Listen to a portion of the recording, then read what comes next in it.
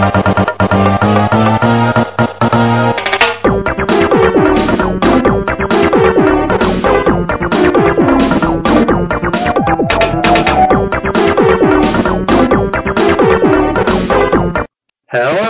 and welcome to the 30th episode of the Nintendo Entertainment Podcast. I am Total Force Todd, and joining me today is Warrior Will. It has been a good season and a good season of summoning. Shut up, Will. And actually, no. You can talk, Will. Tyler, you cannot talk. And you know exactly why. Yeah, tell you it's Tyler. Introduce yourself already. Do you gentlemen have a moment to talk about our Lord and Saviors, the RNG gods? No. No, you cannot. Are you sure? I only want a second. I only need a second. No, you cannot. Before we get into the segment that everyone wants to know about, we need to talk about these RNG gods and how they are clearly favoring two of these people on this panel instead of the other one, who is clearly just as deserving. Because if you recall, on Fire Emblem Heroes, the Radiant heroes of Path of Radiance, or at least 4 of them, Ike, Titania, Soren, and Mist, finally made it into the game, in which we were all happy. But we also all knew what was going to happen. Tyler and Will were going to get Ike. And maybe Titania, maybe Soren, and maybe Mist. And sure enough, day 1, Will gets Ike. And Ryoma, which I wasn't happy about. But then Tyler started to talk. And It was my time. Yeah, it was his time. What do I mean by that? Well, in the course of a day, one day, day 1 of this summoning group, he got 2 Ikes, 3 Titanias, and 1 Mist. Oh, there's more. Oh, there's more? Oh, no. So I woke up at, right before work, I saw Ike, I said, I gotta put in some money, I gotta make an offering. I gotta make an offering to the gods. It was time. I hadn't made an offering for a little while, so I made an offering of $20. And I got my 35 orbs. And on my first summon, I got Ike. So I was, pretty pumped, but I had a whole bunch of orbs, and I didn't know what to do with them. So I kept summoning, I got Titania. And I was like, wow, great day. I did it, I'm so happy. Then the afternoon, and I was like, wow, the gods were so good to me today, I should just make him another offering. So I made him another offering of $20. Gosh. And so I spent $40, and I summoned, first I got green, I pulled Titania again. So now I'm freaking out because I got her twice. Then I pull again, I get Ike. Then I get another ring. I get a new session. I pull a 5-star Olwyn. I pull a 5-star Agma.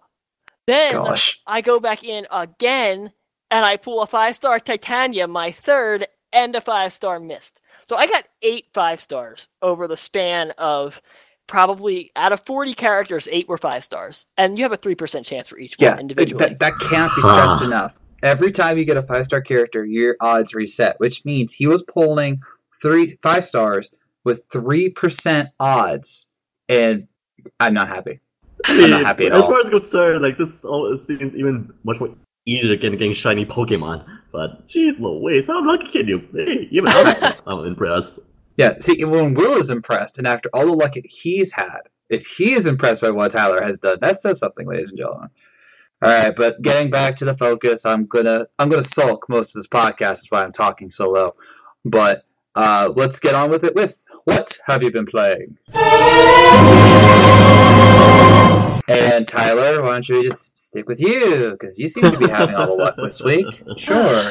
I have had some pretty good luck. I have been playing Sacred Stones still. I haven't gotten as far as I would like because I've hit a bit of a block in the mid game. I'm playing on hard and I refuse to lose a character, and I just continue to struggle. As great as my luck has been in Heroes, I went to the arena with about 10,000 gold, and I lost every single dime of that gold, losing because they just kept giving me unwinnable matchups. Like Ephraim would go up against a mage, and the mage would do 22 damage. Ephraim would do 16 back, and then the mage would it was one hit away from killing, and I'd have to quit.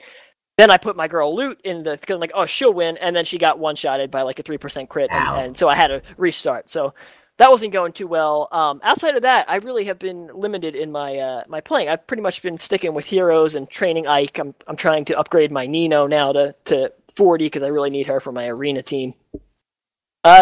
It's been a kind of slow week, but it won't be next week. I'm sure I'll be playing a ton of Mario Kart.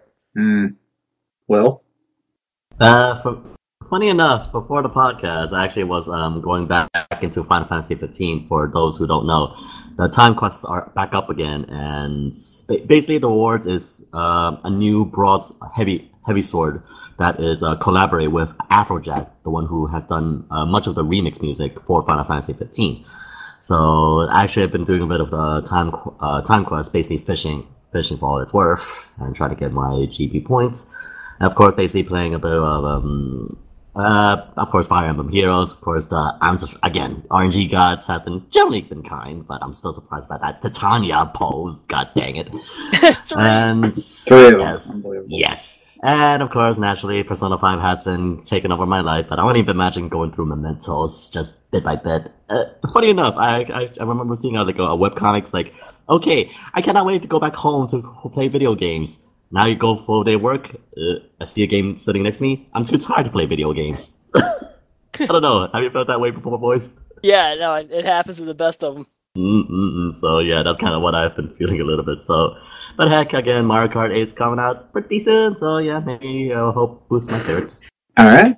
As for me, I've actually been kind of limited in what I've been able to play, because if you recall last podcast, I was getting ready to go to a Comic-Con called C2E2 in Chicago, and so that took 3 days of my life, and where the other thing I was playing was Heroes. And then when I got back, I was playing Puyo Puyo Tetris, and I got to play the Walking Dead New Frontier episode 4, so that was interesting. Yeah.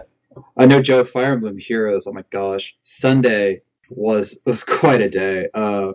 So I wake up in the morning, and this is like one of the last days of the summoning group. And I wake up and I'm like, okay, I'm gonna get 20 orbs, let's see if I can do something. So I go into the summoning group, and I have, I think, 1 red, I think. And I'm like, okay, we can do this. I'm gonna get Alm. So I summon the red orb, and it's Lilina. A 5-star Lilina. Oh, nice. And she's good. And I'm saying that, but I already have a 4-star Lilina that I've been training rigorously, and now I have a 5-star Lilina that, after as I looked at her skills, offers me nothing. So I was furious, and I'm like, this sucks, and I had some things happen on Sunday that just didn't make me happy, and so I'm on the train, I'm like depressed as all get out, and I'm like, okay, I can make this work, I gotta just go back to Hero. So I did it, and I was using all the flyer rewards to try and get more orbs, and I got back to 20, and I do a summoning, and I have 2 red orbs. I'm like, okay. So I do the first red orb, and it's 3-star Tiki again. And then I go a second red orb, and I got a 5-star Alm. And I was like, I cried. I couldn't. I was having such a day, and then I get all of them like, oh, this is so beautiful. And then I felt bad for Crom Show, because then I realized that all of us have Alm except for her. Sorry, Crom. Sorry, Crom Show. And then I got Gwendolyn, which I had never gotten before, so I thought that was actually kind of cool. And then when I got the Ike summoning group, I did a full summon run, and then I got 4 dupes and a Kada from Marth's game, and so that was like the only saving grace, because I since someone here keeps summoning 5 stars, or someone here, or both of you summon 2 5-stars in 1 round, and I get 4 3-star dupes and a 4-star non-character that I've never had before, yeah, kind of ticks me off. Listen, you got to make an offering. The gods. Okay, I'm serious. I'm almost to 20 orbs again, and if I don't get anybody from this summon group, I will have to make an offering, because unlike unlike Ninian and Takumi Kamiya and all of them, previous ones, I can live without them. I want them, I still want Lynn and Hector and all that, but I can live without them. I don't want to live without Ike, so I will have to make an offering to the RNG gods. Maybe that was it. Before I go to the news section, I do want to talk about C2E2, because some really cool things happened to me. A lot of Nintendo stuff happened there. I got to meet Ash Ketchum, Veronica Taylor, the original voice of Ash, and I got to make her cry, which was fun. That's awesome. Well, I told her what Pokemon meant to me, and I was dressed up as Ash, actually, at that point. I actually bought a Pokeball there, like a really good-sized Pokeball, so that really made me happy. So that was nice. And then as I was at our salad table, I was looking at all of the Nintendo cosplay that I could see. And you had your standards, you had your Mario and Luigi's, you had your Ashes, your Misties, but there was a bunch of Team Skull. Like, I can't even tell you how many Team Skull members there were. And then this one guy came up to me and he actually showed me a picture of like this massive group of Team Skull that had apparently was there that the day before, and it was awesome. One of them was Guzma. But then I saw some like really intricate ones. I saw some like really intricate Pokemon cosplays. Like I saw an Espeon and Umbreon. This one cosplayer did a really beautiful Cubone cosplay. That was really cool. Yeah, I tagged you guys in that one because I knew you'd love it. That skull, I mean, I know the picture showed it in good detail, but that Cubone skull was like masterfully crafted. It looked like the real thing. And I might tag it in the post so you guys you listeners can see it. But actually, they can check it out on our new Twitter.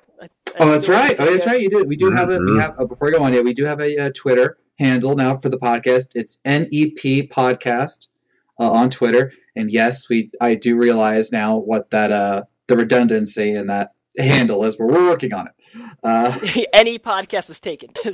Yeah, I didn't know that. I didn't realize. I was like, no, it should be NEP Podcast. And then I was like, wait, the P stands for podcast. Oops.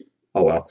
But yeah. So we will have that in there too, so you can follow us, and then you'll get updates from us about what's coming up on the next episode of the podcast. But I want to pull you guys, because I actually didn't get to take a picture of this. There was one Nintendo character there that I saw in bulk, and I couldn't believe it. Now I will give you one hint. It was a Smash Brothers character. Who do you think it was? So, and you didn't expect to see a lot. I didn't expect it. So like that already rules out, like Mario, Luigi, Peach. Link. I saw a few Links. It's none of the obvious ones, but as a Smash Brothers character, who do you think? Could we be talking about Shulk? No, I did not see a Shulk. No, kind of think about it. I didn't actually see like any Fire Emblem characters either. So there, I'll just give you another hint. Okay, it's not Fire Emblem. Okay, not Fire Emblem. No. I'm assuming it's Captain Falcon. That would be cool. Who? Captain Falcon. I did see a Captain Falcon. But not a bunch of them. There were multiple of this character. Okay, I'm going to yeah. Ness. Oh, yeah, that's a good one. There were so many Nesses, and like not even like kids, like full-grown adults. And some of them had the bat, some of them had the yo-yo. It was just really surprising because I was like, oh look, there's a Ness, and there's like, oh, there's another Ness. There's another Ness. And like. It was just so. I mean, yeah, it's a simple cosplay to do, but the fact is, you still have to do it. And to see those at least 10 Nesses there between the 3 days, all of them different, and I'm like, wow, that was impressive. My Earthbound fans unite. Yeah, Earthbound fans unite, no doubt. Before we get into this, I do need to do one thing, and let's call this Todd's revenge. Okay. If you recall, and if you don't recall, you really need to listen to this. Last episode, we did the Nintendo Handheld War, where each of us and our special guest, Robin Cho, did a debate about what we thought was the greatest Nintendo handheld of all time. And then I put it to you, the fans, to tell who won and what was the greatest handheld of all time. So the votes have been tallied, and thank you to our founder, Keith, for getting in a late vote to us, because that helped decide. The winner by one vote, Game Boy Advance, and I can prove it. I can prove it too. I know someone here is not going to believe me, and I can prove it. But yes, the Game Boy Advance won. 3DS was second, though, so you can at least take some heart in that, even though you lost horribly, miserably, badly. So yeah, you can get your character. You can keep your Fire Emblem characters, Tyler. I got the victory. Thank you. Listen, thank you. You can take your victory, but I got to be honest with you. You didn't even mention the SP in your argument, which was a huge mistake. I thought you were going like the Game Boy Advance had some great add-ons, like the SP, which is like, when I mentioned the light, I was like, he's going to counter with the SP, and I want to say, good point. Didn't need to. I went without it. Like, those people are blinded by nostalgia. Blinded. blinded by nostalgia. Please, half of what Nintendo does is nostalgia. That's the whole point. Well, I don't know if that's the whole point. Nintendo makes amazing games. It does, but Splatoon's not nostalgia. But not that. It's not on 3DS or GBA. Well, you said that's what Nintendo does, so I said it's part of what Nintendo does. I was just giving another example that Nintendo is more than nostalgia. I mean, they are, but they do bank on that with making more games in their classic franchises. That's true. That's true. But I think every franchise does. I mean, Insomniac, when they make a new Ratchet and Clank game, is depending on nostalgia. Right. Let's just move on. I can tell you're mad. Alright, so we're going to talk about a certain game that's coming out soon. We've already talked about some of the Heroes news, but there is a bunch of other news that we need to talk about. So, it's time to go down the warp pipe. And I think it's only fair that we let someone else talk on this podcast. So, Will, would you like to get your favorite piece of news out of the way? Hi. Well, if you remember in our previous podcast, I have predicted regarding to a certain business venture that Nintendo should have done with big chain restaurants, or fast food chain, to be exact.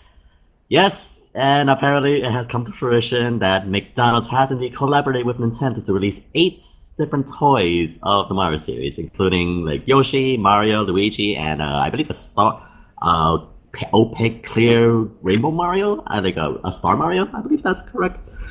And from what I'm basically seeing so far, like I'm seeing the articles, it's many people like saying like I believe it's true that you actually can go to McDonald's and you don't actually have to buy any food. You actually ask the clerk to actually buy the toys up front, which I believe each of them is like $5 each. So like 8 times that by 8 is like $40 to get the entire set. So if you want to go like get these toys, I know, full-grown adults want to get toys, but I mean, look at the people. I don't know. So overall, that is like from what I've seen about the toys. It's toys, McDonald's toys. I still remember like back in the day when like back on Pokemon popularity that McDonald's also releases Pokemon toys, or is it I know Burger They did King. cards. I remember they did cards. Right. And for that, I mean, again, it's McDonald's toys. It just kind of has it has that kind of like a double nostalgia feel. Like McDonald's way back when, and also Nintendo also grew up back way back. So like 2 double nostalgia factors. It's like, I guess that will be the most certain appeal of it. I'll be honest with you. I went to McDonald's. I was driving pretty much all day today. And I saw the toys. I didn't realize that I didn't know they were coming out. And when I saw it, I was like, "Oh my gosh, that's so cool!" Then I realized, wait, I am 23. I probably shouldn't be. What's your point? Just excited about. Well, a lot of people wouldn't be that excited about, but I was excited about it. But no, not that. I'm saying like you're like, I'm 23 years old. What's your point? If it's a toy and you want it, you go get it, young man. Right. That's true. As an avid amiibo collector. I have no shame, but I did have that moment in my head toys. where I was like, "Whoa!" I saw this McDonald's toy, and I was hyped. I just thought it was like not most people my age would not have been that excited about it, and yet there I was. So I think it definitely plays into that nostalgic appeal successfully. Okay. So I'm getting a vibe that there's some breaking news here on the Nintendo Entertainment Podcast. Tyler, is this true? Yes. Nintendo's Twitter account just tweeted out that the 2DS XL has been announced. Yep. The 2DS XL is coming out July 28th at the suggested retail price of $149.99. I don't know how to feel about this. I mean, it's kind of cool. I guess it opens like a classic DS. It's got the dual screen, so it's not like the tablet type look that the original 2DS had. It's interesting. So it looks different? Yes, the space is looking very different. I mean, again, the local Wi-Fi is there. Pretty much everything. I mean, minus the 3D function, which is like I take it that's the reason of the $50 difference of it. And for I'm seeing so far, like I mean, the design looks pretty sleek, no doubt about that. It's sleeker. I think the screen's actually much more thinner for the most part. So, It looks but like, yeah. over that, like a 2DS XL, I mean, I can. It's okay. I don't mind it existing, but like, it's like I don't know, like meeting your old distant cousin. Like, oh hey, can I join the party? Something of that sort of feeling. I just think it's hilarious that they make it folding now, because that was the big that was the big thing about the 2DS, that it didn't fold. Right. And it's just like, I like the design. I mean, it looks very sleek and everything. I'm cool with that. And and obviously the appeal of this is that you can play the games without worrying about the 3D function, which is why the bad gimmick. Moving on. Anyway, but yeah, it has a C stick as well too, which is pretty that's cool. weird. And obviously it's got implemented amiibo functioning, as we're watching on this video. Yes. So that's good to know. But yeah, this is interesting. I have no idea how it's gonna do, because obviously the 2DS is a very specific niche. For those who don't want the 3D function and everything. I think this might actually appeal much more than the original 2DS. Yes. So. Because now we have to be one with. You don't have to buy the separate add-on for the scanning of amiibos, so that's one thing. Yeah. Plus, with the C stick, I guess it's much more of a upgraded processing power. I think if the new 3DS XL is any indication. Yeah, and of course it folds, so it's a lot more portable than the original 2DS was. The 2DS is actually pretty darn slick itself, if you think about it. But yeah. I saw a meme once about a younger brother going to his older brother and said, "Hey, here's your 3DS. I have a 2DS, and it's like folded." And it's just like, uh-oh. What have you done?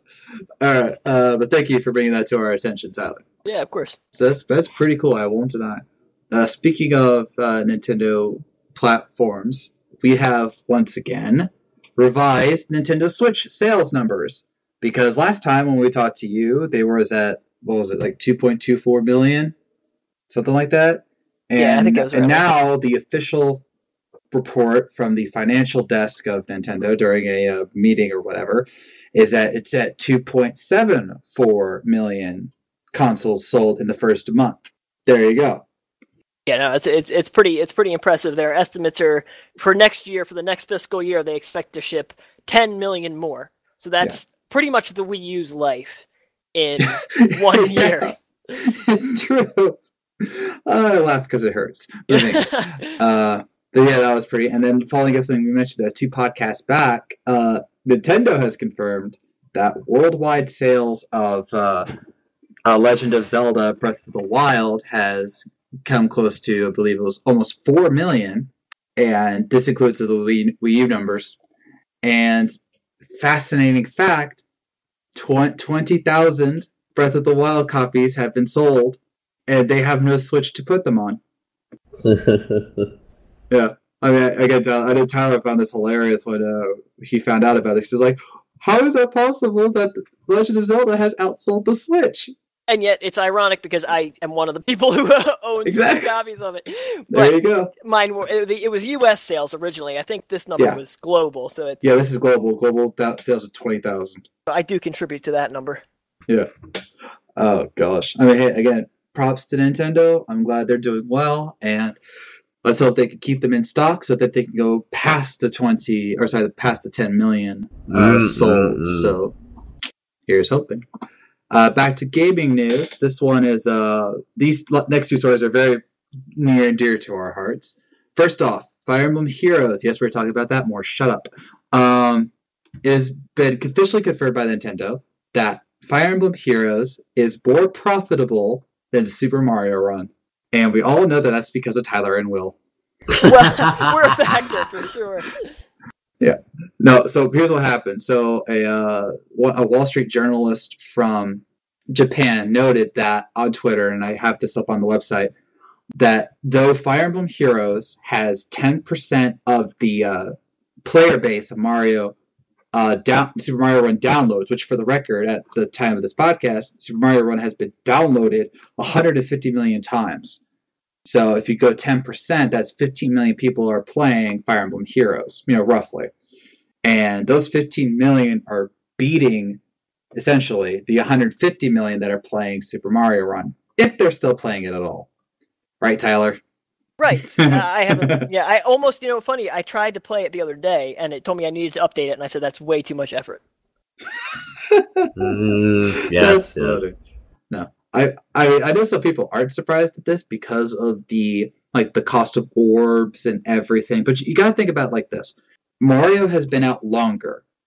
Mario, yes, it does cost $10, but you know that a lot of people have paid that $10 to buy the game. So let's just say even a third of the 150 million have paid that $10 to get the game.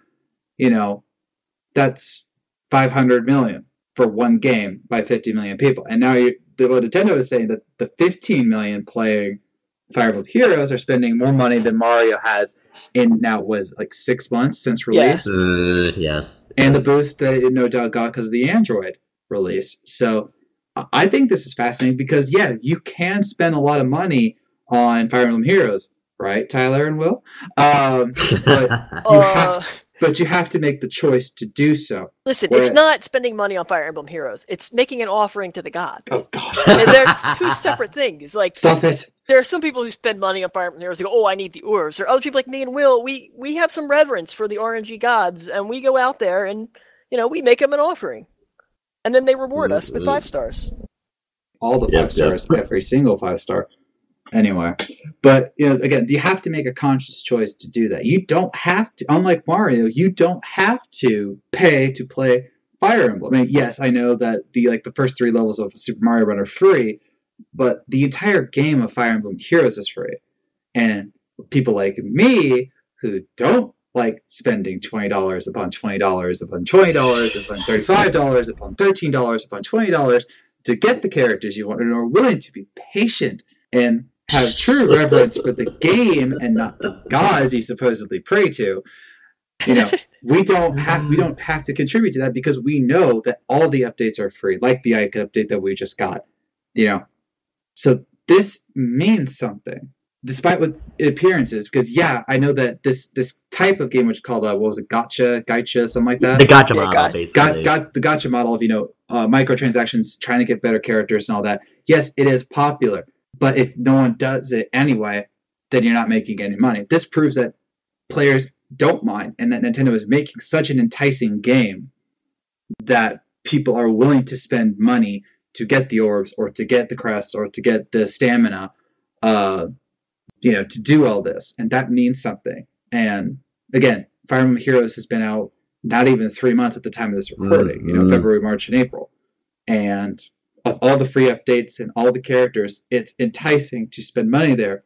For everything I'm hearing, including from our very own Tyler, you have no reason to spend money on Mario. Yeah, it may not be surprising in some aspects, but the fact that Mario, the number one franchise, more or less, from Nintendo's roster, is losing to Fire Emblem, which was just recently recognized as AAA status, and is blowing people's minds, with Fire Emblem Heroes, it says something.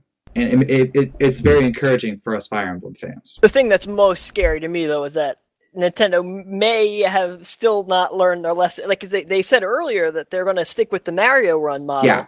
And no, they didn't say, we've changed our minds after this. That concerns me. I hope to God that they learn their lesson and say, okay, maybe we should, at the very least, not charge $10 for these mobile games. They want to do a one-time pay. I mean, maybe $5. I mean, something. $10 is too much. Yeah, granted, again, with Mario Run, it was definitely experimental because Nintendo didn't want to go with the whole dark side and just want to penny pinch every single time. But given Mario Run, I think it would have been benefited if it had extra levels. That because it only had only a set amount of levels, and that was for $10. Is in the long run, it didn't really pay off for Nintendo. I mean, with Fire Emblem Heroes, with the gacha model, while many people can argue it is pretty much the dark side of mobile gaming, it does work, unfortunately. It does work. It does work, and the facts doesn't lie. It has made Nintendo a lot of money, and heck, I'm a sucker. I admit, I paid so much money to the point I'm actually kind of ashamed myself, but I do not regret it one bit because I got my 5 stars. Except this is the first step, Will. And overall, I mean, it shows that Nintendo is definitely experimenting. I mean, Mario 1, not a very good result. with Fire Emblem Heroes, a great success, even though we're kind of teetering on that dark side of mobile gaming. But it depends on how Nintendo's going to continue forward with like the next mobile games, like with the Animal Crossing, the hit Animal Crossing I think definitely that knowing what Animal Crossing is and what it could be, the gacha model is a much better model for that game than an upfront cost, because you could play the whole game for free, but then you buy new items for your house, or you buy certain things so you could do other things. I don't know. I'm not really a big Animal Crossing fan. And that's pretty much kind of like somewhat similar to what they have in the feature of Mitoma, but I could easily see Tom Nook asking you for money. I could easily see Tom Nook asking. Yeah. So I mean, like, that's the thing. So I'm with you, Tyler. I'm really hoping that Nintendo learns from this and sees all the money that that Fire Emblem Heroes is printing, and they don't go, let's dark just side. Go the opposite dark side, do Mario Run style, because Heroes is working. Now, before we move on, I do want to point out, you said that acceptance was the first step to Will, and that made me realize that me and Will never get past that first step. You said acceptance is the first step, probably the past 6 episodes when we talk about it, and it's just because we never move on. We take that first step, and then we regress back into our comfort zone of... See, I believed you. I believed you last time. I actually listened to the last podcast today, and I heard you accepting of what you were and what you are, and it was great. I thought I changed. You did, and then they announced Ike, and we were like, "Oh crap! We need to throw the money at the gods, please, gods, reward me." And of course, they did, because they.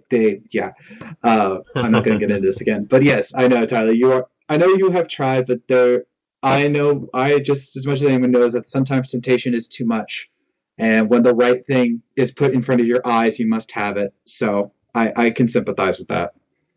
Well, I'm glad that you are seeing our perspective, and I would advise that you stay away from the dark side unless you don't get Ike, in which case you have to. Make no mistake, I still hate you two because of all the 5 stars you get, but I understand why you keep throwing money at it. Trust me, if I had a previous job where I was making a little bit more money than I am now, I would probably be one of you guys, and especially now with Ike, because it'd be like, oh, I got $60 to spend. Let's up my odds a little bit. I would have totally done that, but I have to be more conservative. I have to be a responsible adult and everything, which sucks. And but again, if I don't get Ike soon, and I'm getting close to getting 20 orbs, I will have to regress and take a step to the dark side and purchase orbs. So I'll keep you posted. But if I don't get it and I still get Ike, I'm gonna make fun of you both because I did it the right way. I didn't need your puny gods. No. Did someone see your lightning? I could have sworn. Okay. Get smited by the RNG gods. Moving on. This was a fun one, and actually this one was brought to my attention by Cromcho, so thank you.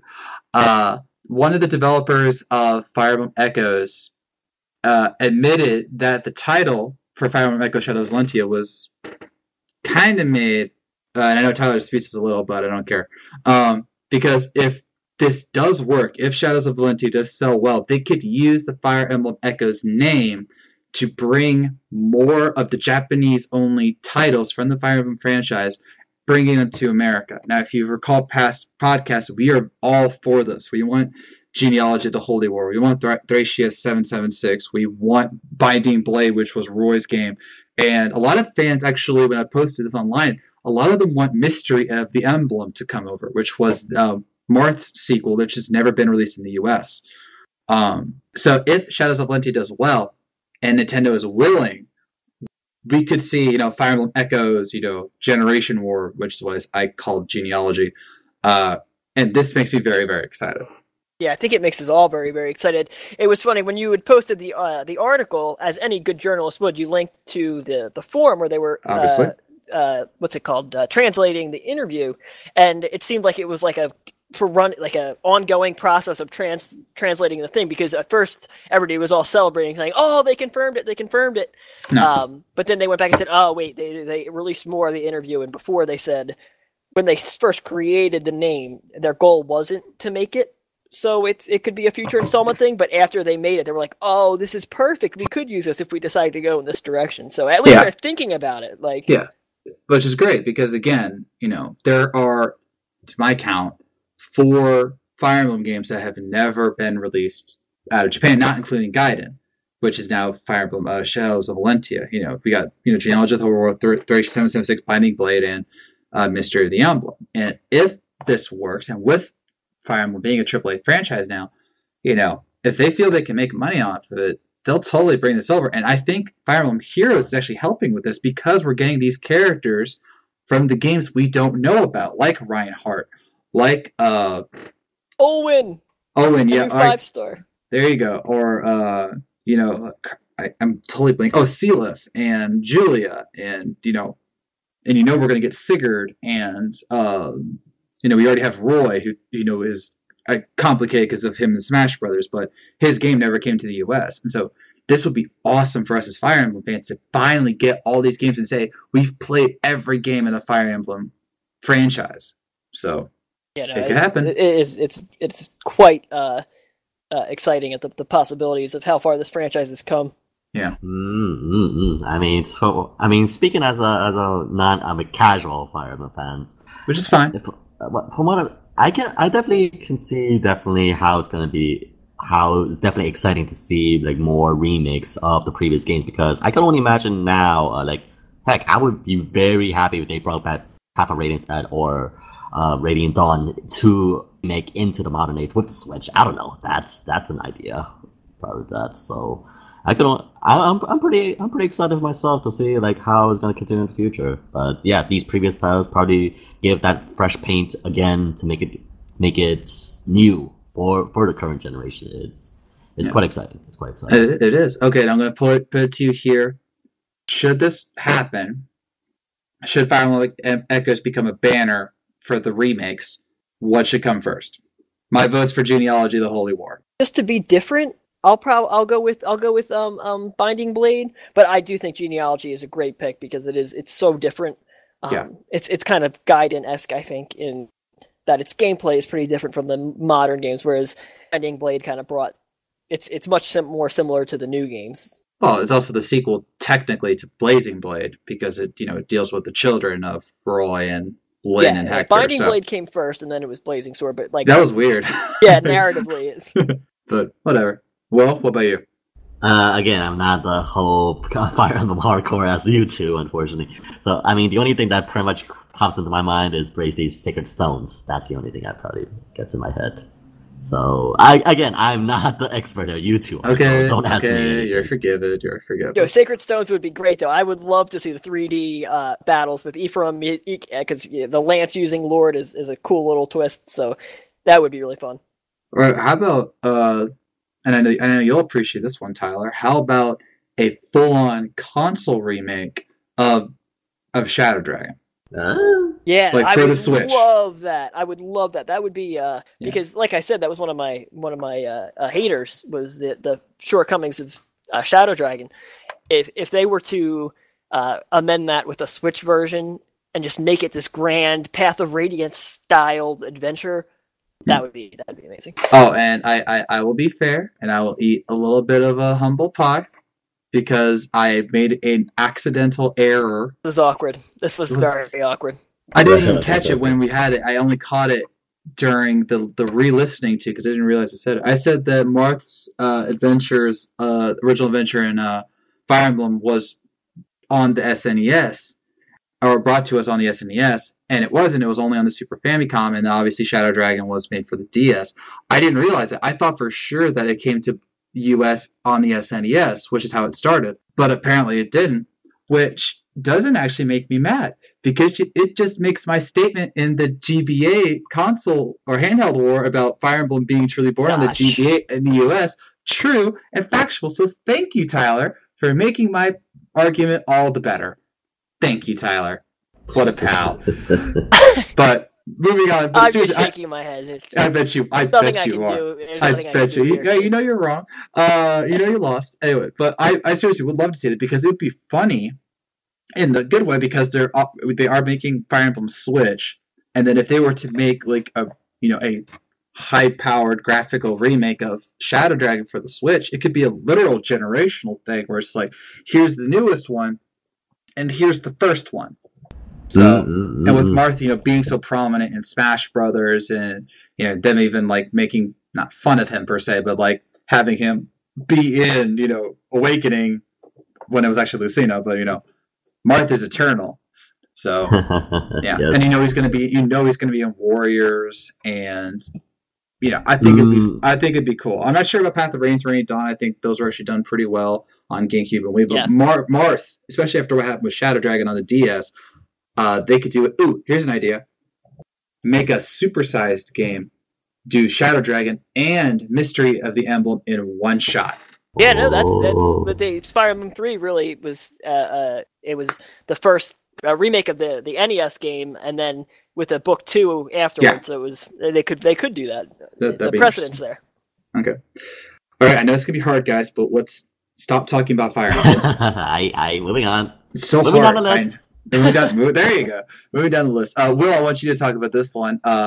Nintendo Land, the theme park, not the game, is going to be building soon in Japan.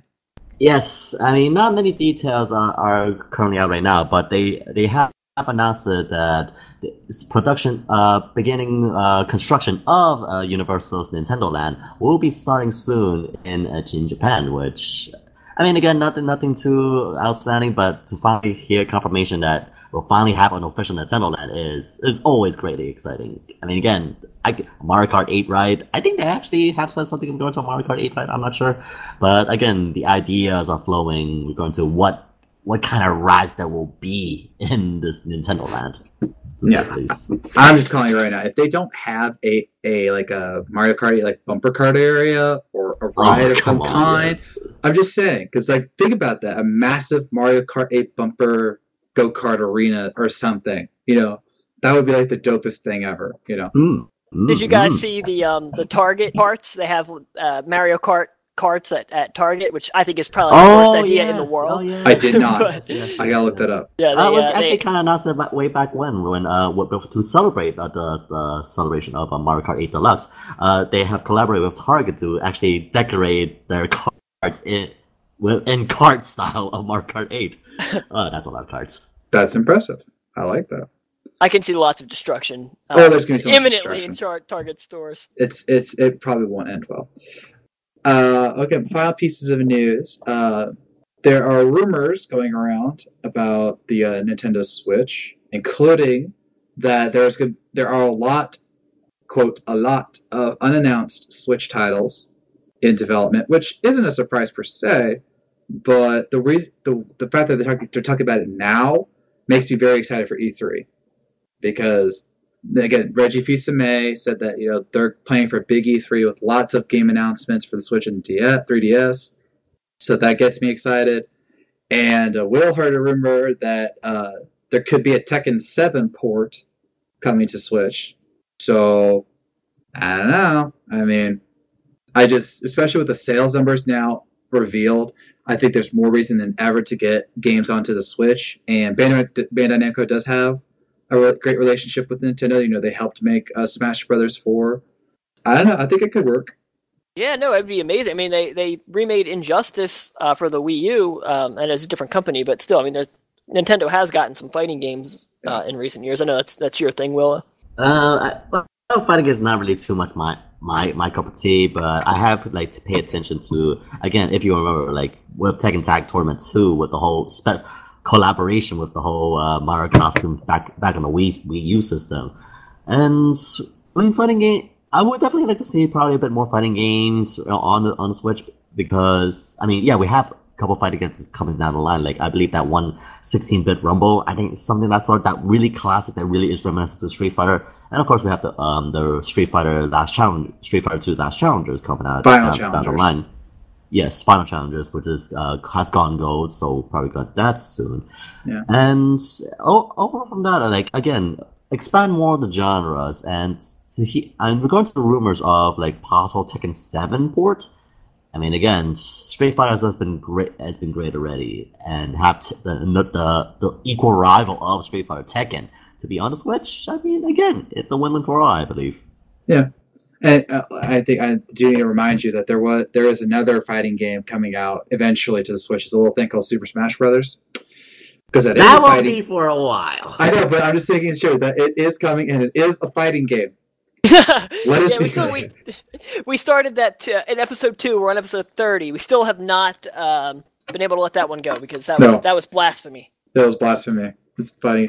Now, I would love for Tekken 7 to come over because I think it'd be a big thing. Again, with Switch numbers, especially local multiplayer would be epic with that. And, I know this isn't Nintendo per se, but Capcom announced, more details for Marvel versus Capcom Infinite. And I want that to come to Switch so badly. And you mentioned Injustice. Well, Injustice 2 isn't on the Switch, at least not yet. And I want that to come to the Switch so I can play it. I'm just like, I really, really, really hope that with the Switch numbers as they are, even if they're like a delayed launch, like what we had with the Wii U, which really hurt it, but I think it actually could help the Switch in a way, that we get these ports and that they're good ports and that we can, take our consoles to other players' houses and just, link up our Switches and go at it, because I think that'd be so much fun. Yeah, your girl Poison Ivy is in Injustice 2, which is pretty sweet. Love Poison Ivy. I got to meet a writer at C2E2. She's putting Poison Ivy to the Birds of Prey book in DC Comics, and we just talked for like 5 minutes about that, so that was really fun. Poison Ivy League for life. I'm a proud member. People ask me, like, what would you write at DC Comics? And I go, I would, if I made it to there, and I'd be like, Shazam or Poison Ivy. That's my list. I'm that focused. That's a good call. Funny enough, actually, just Nintendo aside related, actually, Injustice, actually, on YouTube, there are currently new convos. I believe there's one actually does talk with Poison Ivy with Shazam, I think, if I remember correctly. So who knows? But yeah, I love the Injustice game, and I'm so glad I got to play the original on Wii U. And so I would please NetherRealm, please bring Injustice 2 to Switch, because I think it'd be awesome. Alright, so speaking of awesome games, segue. As you all know, at the time of this podcast, we are hours away from the release of Mario Kart. By the time you're listening to this, it'll technically be out, depending on where you are. So we decided that we're going to do a whole segment dedicated to this game, and we hope that when the next big game comes out, that we'll be focusing on that, because it's only fair, because we are gamers and we love games. And so, let's get all aboard the Nintendo hype train! How was that? Was that epic enough? I mean, I know I'm still sulking a little bit because I don't have Ike, but I felt I delivered that kind of well. Oh, you did. So, that was pretty beautiful, actually. So, my apologies. I'm immediately reminded of the Game Grumps Steam Train intro, honestly. See, this is why I didn't want to call this a podcast. See, I told you. Never mind. Moving on. But actually, I'm going to let Tyler lead off this because he's been doing an impressive amount of work hyping up Mario Kart 8 on the Outerhaven. He did 2 features about Mario Kart, a history, and ranking some of the stuff. So, Tyler, take it away. Yes, I love Mario Kart. I think we all do. One of my greatest accomplishments in my entire life. Do you love Mario Kart more than Sonic? Oh, I love Sonic All-Stars Racing Transformed just as much as Mario Kart 8. So I can't pick between the two, but I do love them both. But one of my proudest achievements in my entire life was creating the definitive list of best tracks in Mario Kart 8. Tracks that I cannot wait to revisit in Mario Kart Deluxe. I don't know if you guys have any personal favorites from that game, but I went 1 through 40, or 48 through 1 best tracks, and I have decided that the number 1 track in all of Mario Kart history is Mount Wario. Now, I don't know if you guys have partaken in any epic races down Mount Wario, but it's been a while. So you start out in a plane, right? It's one of the coolest tracks ever. You start out in a plane, you skydive or kart dive out of the plane, land on the top of the mountain, and then you just go down this like super snowy blizzard incline place. And it's just the best. But I think Mario Kart 8's visuals, which are absolutely stunning and they look slightly better on Switch, will make it even more of a phenomenal track. But I think if we're talking about Mario Kart 8, we got to start there. What's your guys' favorite track? Go ahead, Will.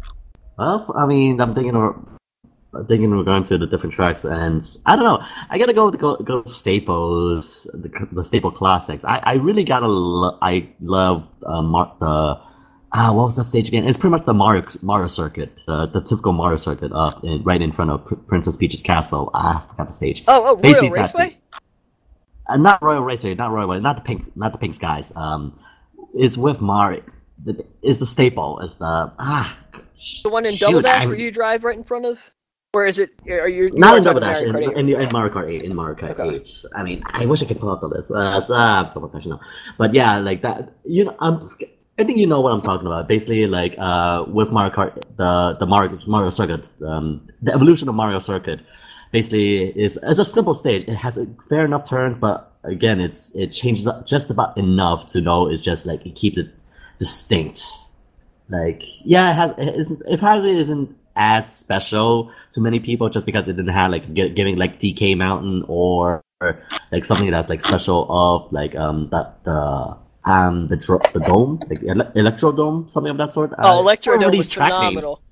Yeah, no, Electrodome was my number 3 favorite.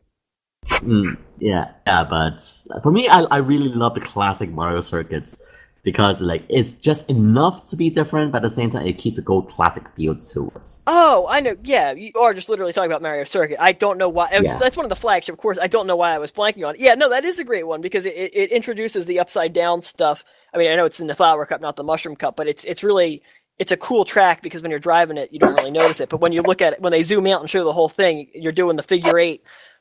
And it's clear when you twist and all. It's a really good track. I put that. I think it was in the middle of my list because it is kind of straightforward, but I do love it. Yes, I love every track in Egg. And I've just pulled up the list right now. It was indeed Mario Circuit. I had it right the entire time. You did. That was my fault. Start confusing him, man. Come on. All right. As Todd? for me, well, I'm kind of lame. I like certain classics, and Rainbow Road is always nice. It's just one of the more beautiful ones, and I do love the Electrodome. I liked the feel of that, but for me, I loved about Mario Kart 8 was the anti-gravity, and any course that really just showed that off to the best of its abilities was awesome to me. And it has been a while, so I can't name tracks, but anything that really had a good anti-gravity feature was really cool because it was what made Mario Kart 8 so great for me. It's what made it different because now it wasn't just because Mario Kart 7 had you could glide through levels and that was still an 8, but it was just it was now you can go upside down and it's just so. And I love the way it changed how you played because instead of you had to shift your entire mindset when you cross those glowy blue tiles. Just oh shoot, now I should be crashing into stuff instead of not doing that. Yeah, and I look forward to again if I'm pretty sure I'm going to get it tomorrow or Friday. It just depends on some things, but talk to me next week and I'm definitely be like, oh yeah, this is my favorite track. This is my favorite track. And actually, I was thinking, but perhaps one of these days we could probably hook up together, actually play each other online for one.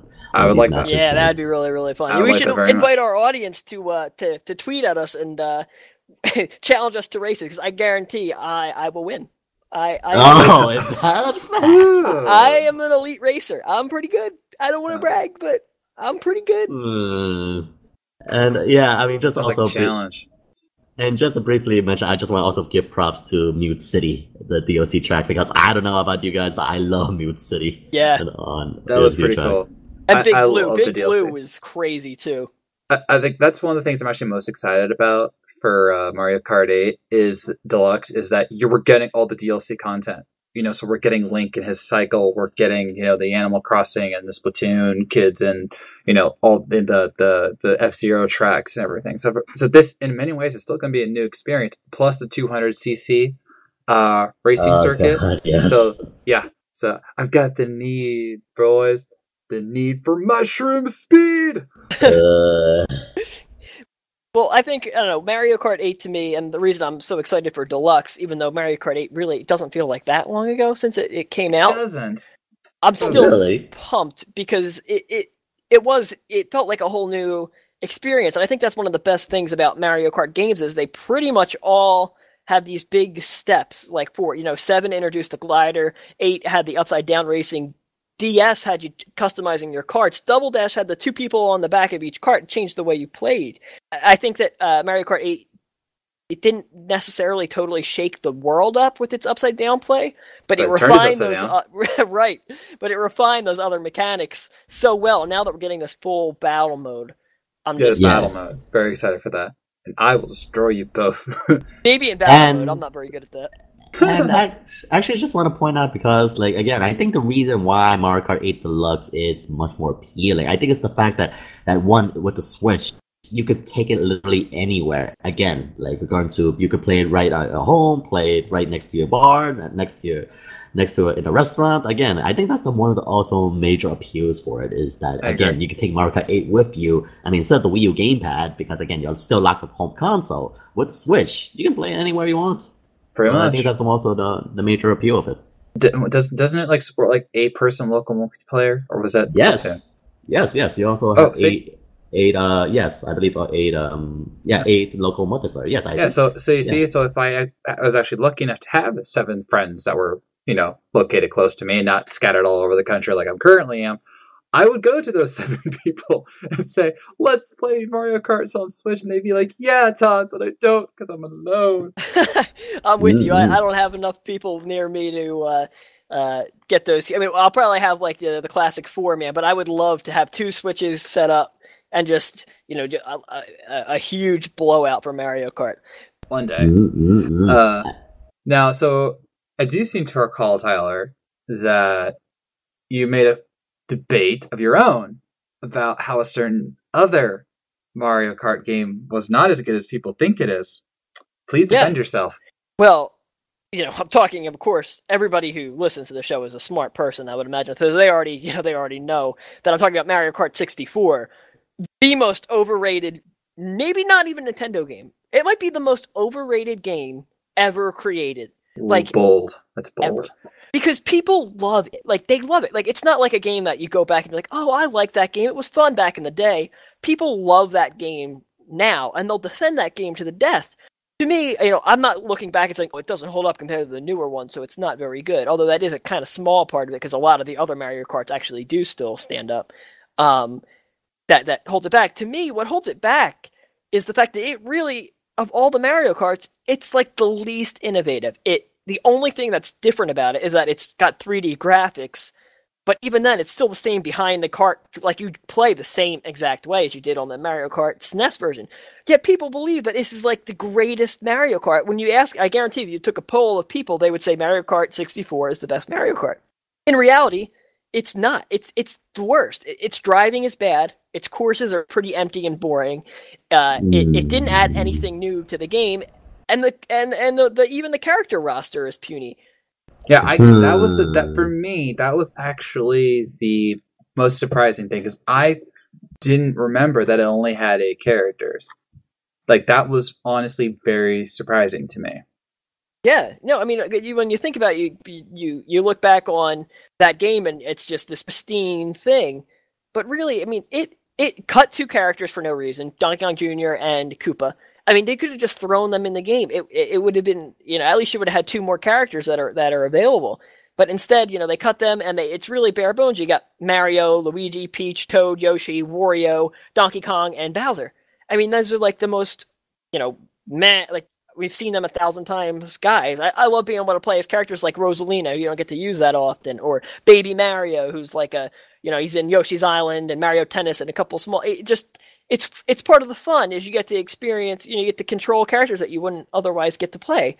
And yet in 64, they really, that went by the wayside.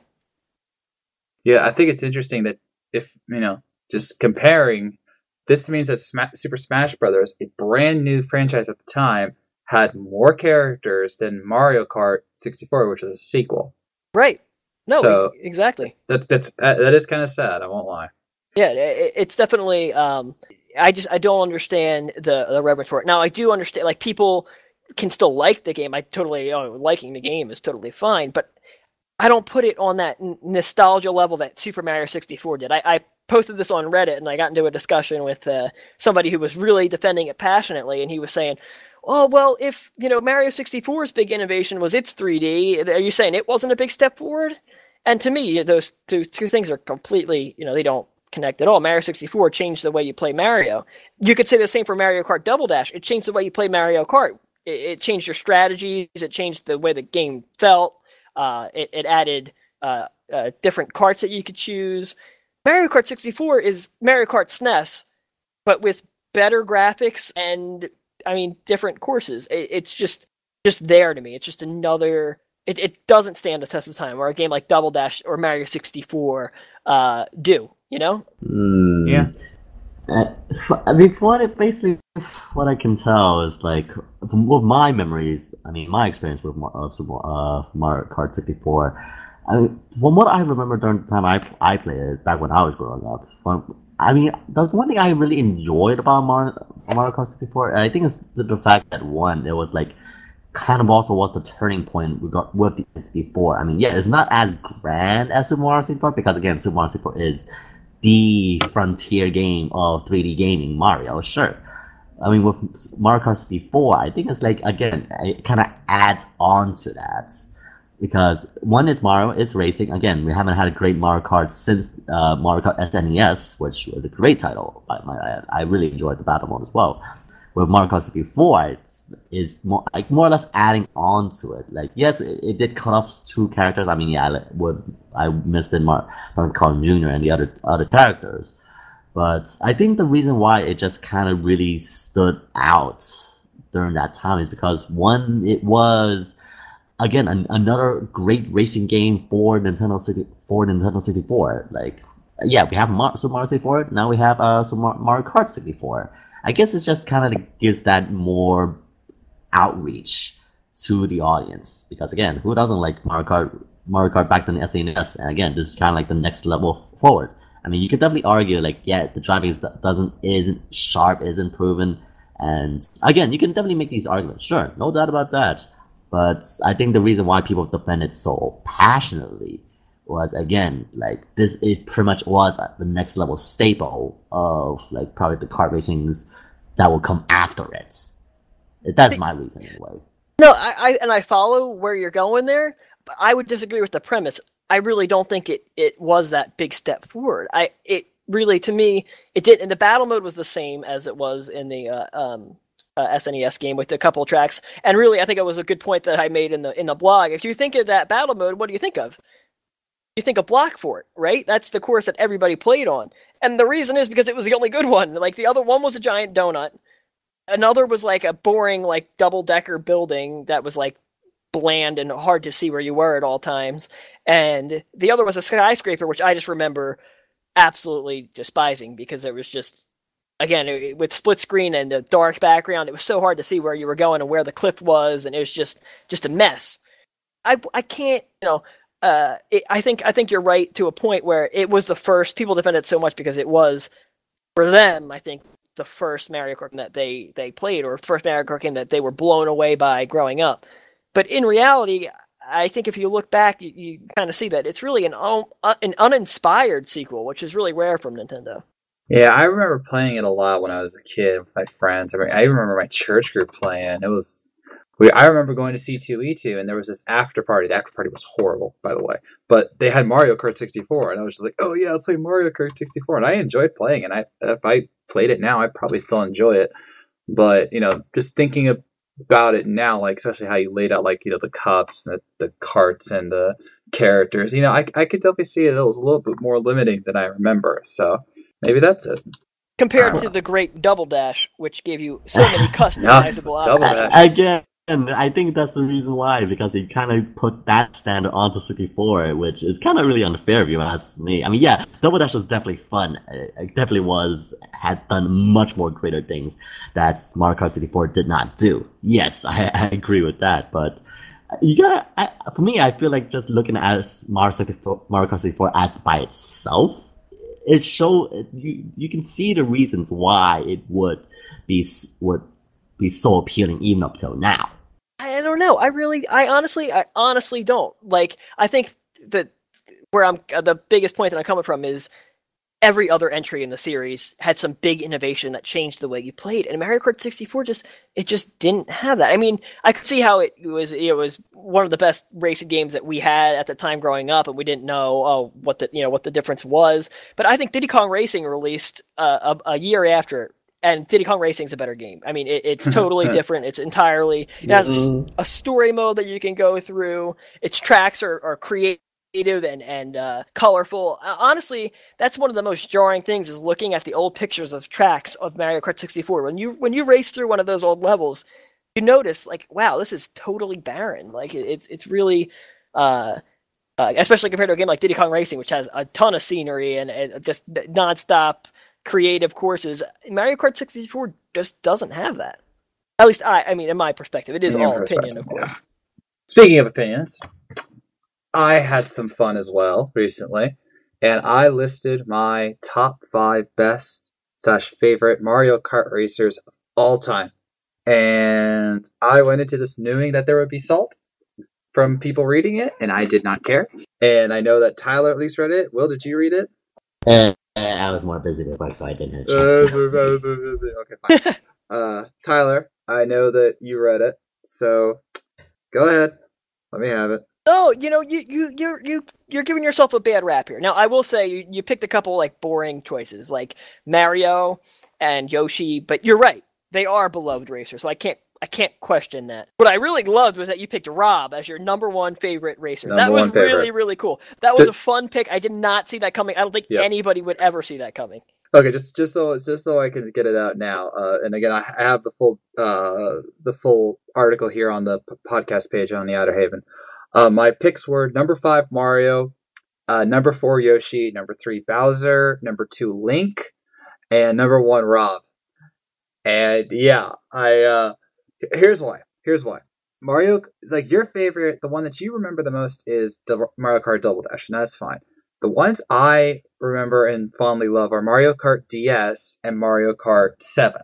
And because I was very much a handheld gamer, it's just as much as I was a console gamer, and I loved having those games. In Mario Kart DS, I remember that there was one character I just couldn't get, and then I finally beat the Mirror Cup, and it's Rob.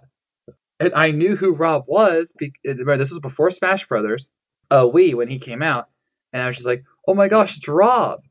And I knew who Rob was because of, my extensive knowledge of Nintendo history. And I'm like, oh, this is so cool. So I started playing as Rob, and I started winning, especially when I put him in Lucky Egg kart, which was Yoshi's main kart. And the guy was a freaking beast.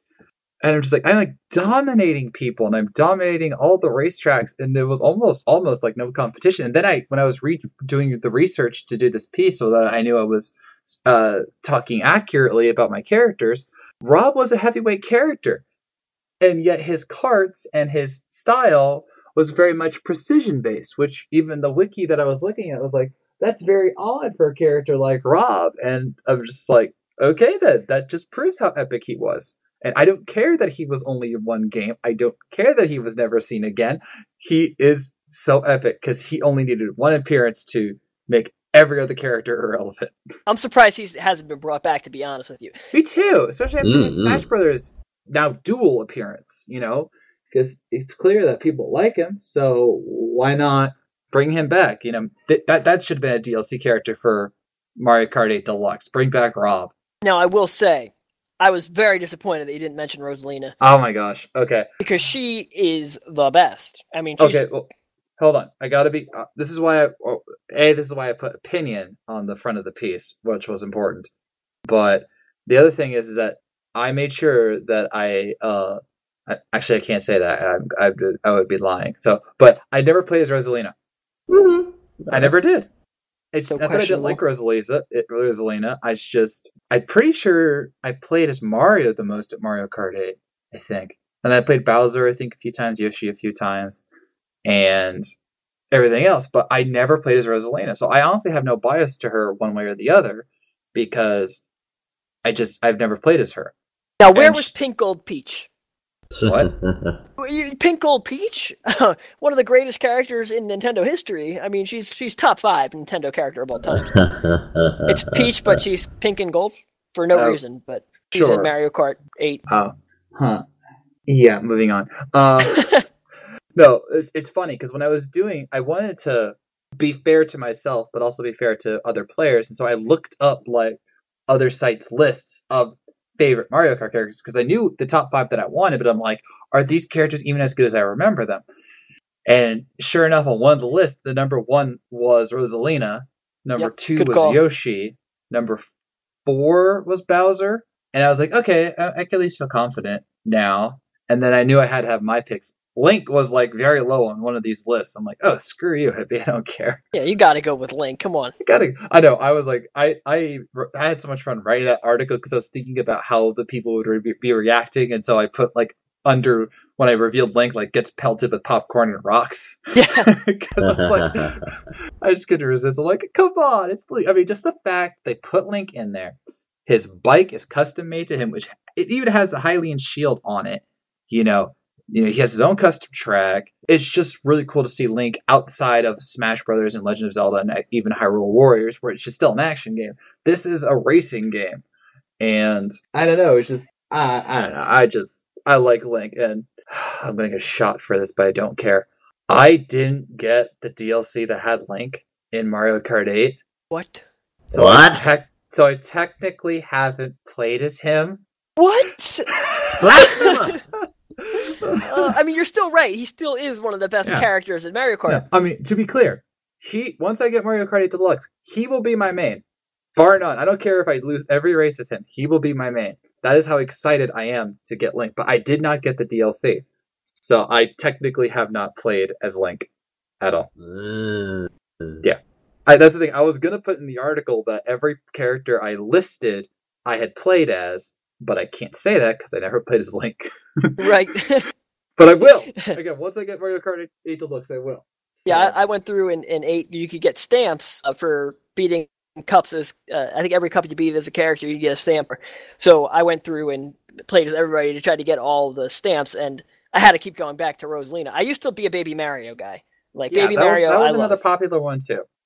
Oh yeah, I love using Baby Mario, but also I love using Toad back in the Double Dash days. Oh gosh, Toad. Will, you are the man. What's your team? What's the team in Mario Kart? I remember playing with the Road many times, but I always pick either Toad and Koopa. Yeah, that's a great team. How about you, Todd? Honestly, I didn't play Double Dash that much, and it wasn't that I didn't want to. It's that for whatever reason I just didn't get it. But my cousin had it, and so I would play it with him. And I would always go for the classic of Mario and Luigi. Okay, yeah, I was a Baby Mario and Toad guy. I mean, you had to get Toad. Like everybody, whenever I played, even today, everybody wants Toad. Yeah, Toad's the best. He has the gold mushroom power up, which is it's pretty awesome. Although the Chain Chomp power up is right there. I mean, oh yeah, that's the only reason why you play Baby Mario or Baby Luigi. That's because I'm last. No, baby, Chain Chomp away. No, that's exactly right.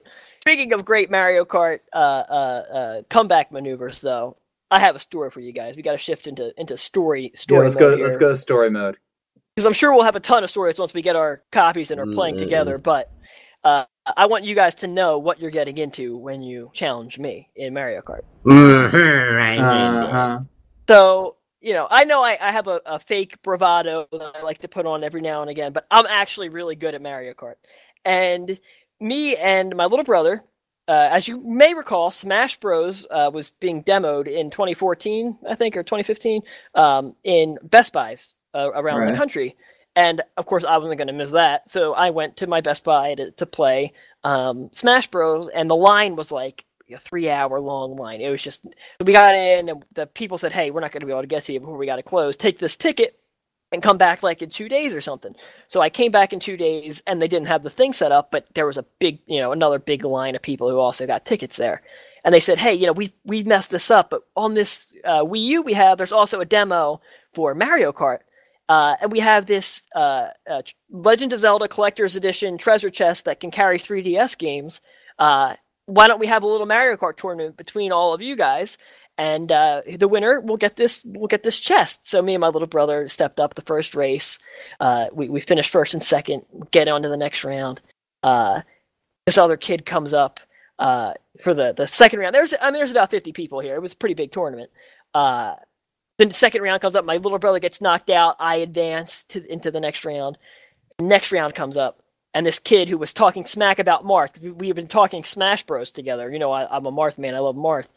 He was telling me that Marth was trash, and you know, all these mean. Yeah. No, you don't go there. He didn't know who he was talking to, and naturally, I had a little bit of a grudge against this guy. So we were on the Sweet Mountain, Sweet Canyon, a great course, and there I was, Rosalina.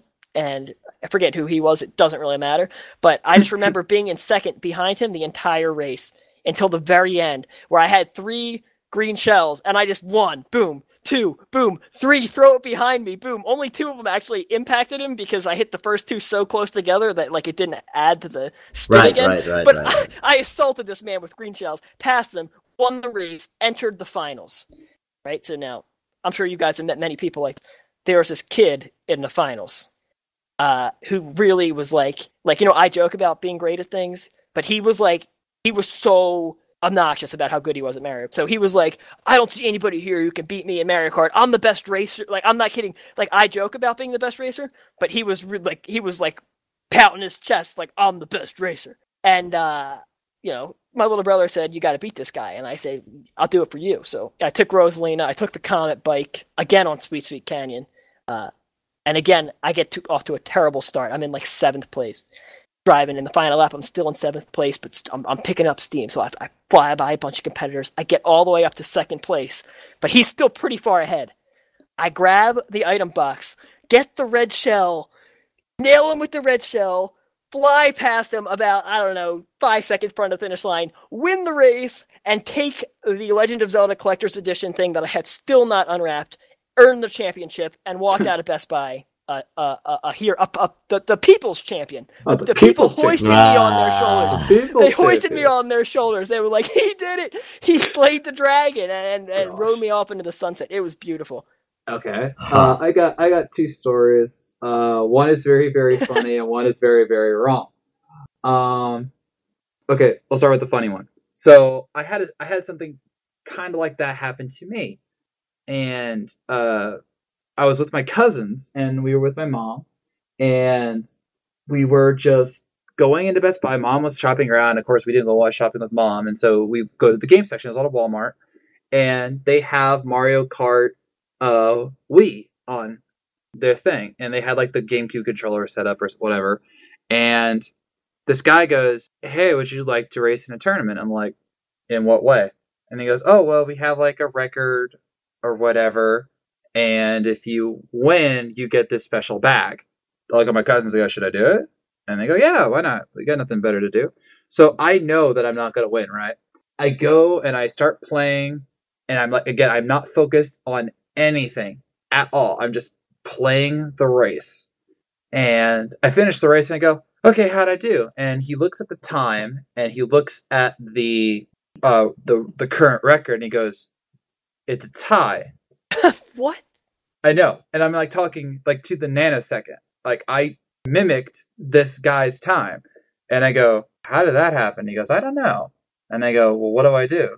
And he goes, "Well," and this is the Walmart attendant. He goes, "Well, I'm the guy who set the first time. So it looks like we're going to have to race again." And so this means that the attendant, who was actually really, really good, just got tied by a kid who wasn't even trying to win. I was just trying to do, and for the record, I did get first place in that race, but it's just like, what the heck? And so we raced again. That's so cool. So we did the rematch, and I totally lost, like big time. I mean, I was actually trying to win that one, and I failed horribly, but I couldn't believe that I had tied a race time like perfectly to the nanosecond. I was just like, that always stuck out in my mind, and it gave me the bag anyway because I did good. Dude, but what I are was the just odds of that? I know. Again, Listen, a tie. Dude, I have a great strategy for you. You shouldn't try to not pull Ike in Fire Emblem Heroes. You should just try to not pull him, and you could get him. It could work. It's an idea. I'm an idea guy.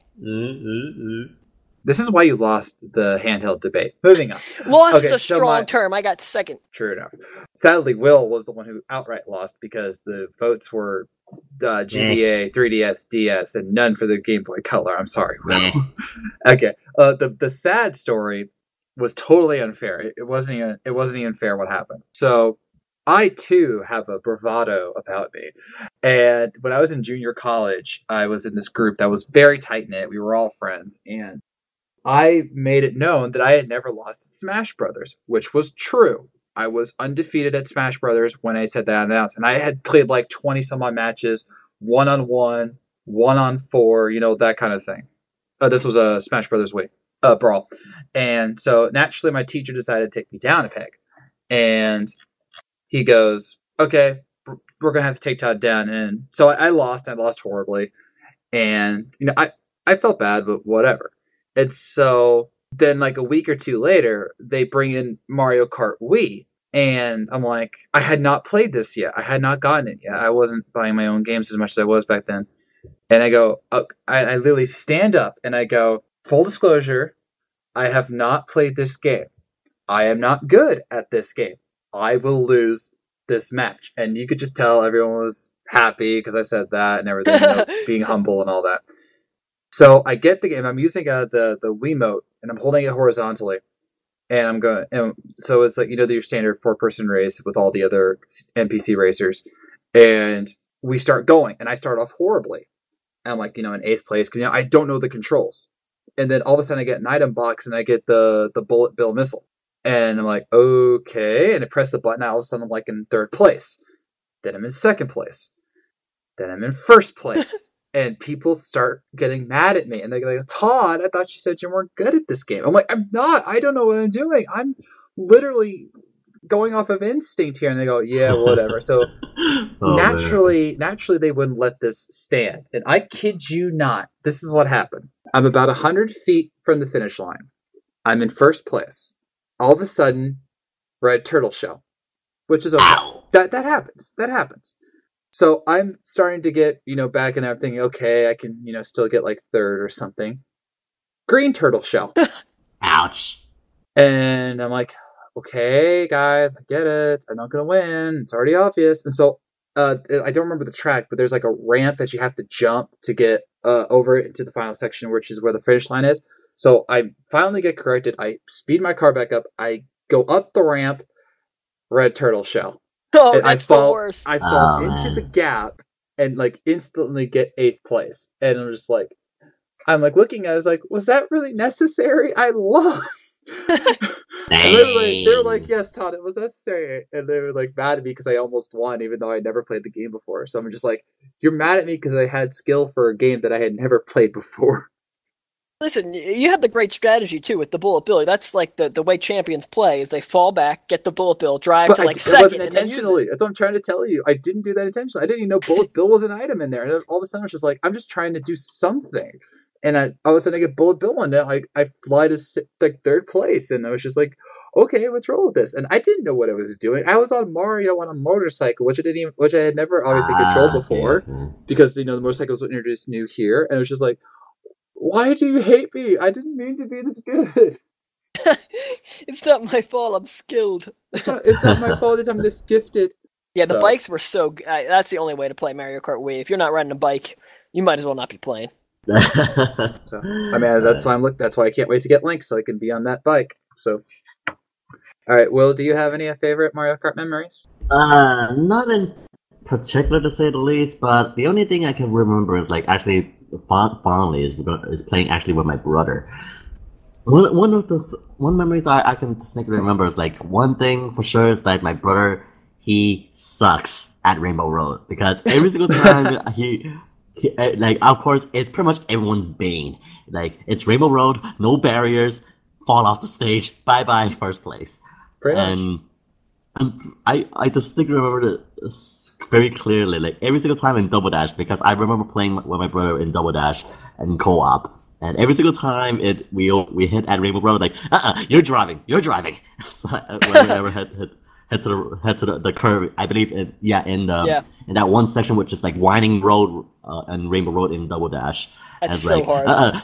And like you want to switch? Okay, fine. And I'm driving, like, oh, we're heading to the Rainbow Road, like, switch. Like, okay, fine. And I don't know, like, we hit that winding path in that one before you get shoot up in that rainbow chute. Like, Have you ever had that moment where you actually like do the small hops and actually jump over the gaps, just that small gap to cut up the time? Oh yeah. Yeah, like when you do that short hop, just enough to cut up a significant amount of time. It's just like, wow, I just can't believe how I still match it. And like my brother's just hanging back, like, okay, don't fall off. That I don't know, but the fact that I actually playing my brother on Double Dash is just one thing, but like I don't know, like just basically remember that moment, like no, I'm not driving in Rainbow Road. You drive, not me. I think that's why people argue that the Double Dash is pretty much one of the greatest Mario Kart games ever in the series. Yeah. And I completely agree with that. It's because of those kind of moments, like you can actually play with another person on a single cart co-op. That is very appealing, and of course, it definitely creates good memories.